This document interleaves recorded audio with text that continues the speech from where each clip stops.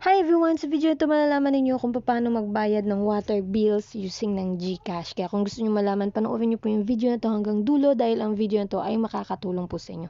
Kaya please stay tuned and please don't forget to subscribe.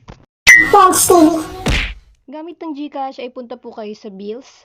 Pagdating po dyan ay hanapin nyo po yung water utilities. After po nyan, pwede nyo po siyang i-search kung kayo po ay magbabayad ng Maynilad or kung ano man yung water bills na nandiyan dyan po sa inyong barangay or sa subdivision. Ngayon guys, dahil hindi masyadong kilala yung amin, ay isi-search ko po yung Good Hands Water Special. Yun po kasi yung water bill po namin dito sa aming real estate.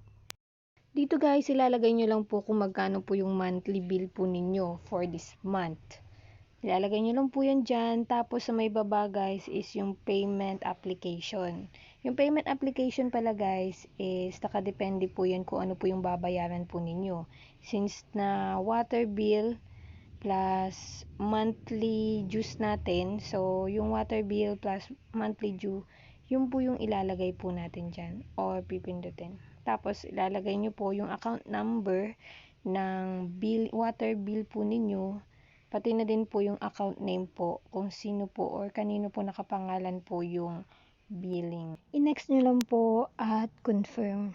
So, ganun lang po kadali magbayad po ng water bill using ng GCash. Sana po nakatulong po yung video na to. Kung nakatulong man ang video na to, please give me a like and please don't forget to subscribe para sa patuloy na panonood ng mga informative video na kagaya nito. This is Yan, and see you to my next video. Thanks, TV.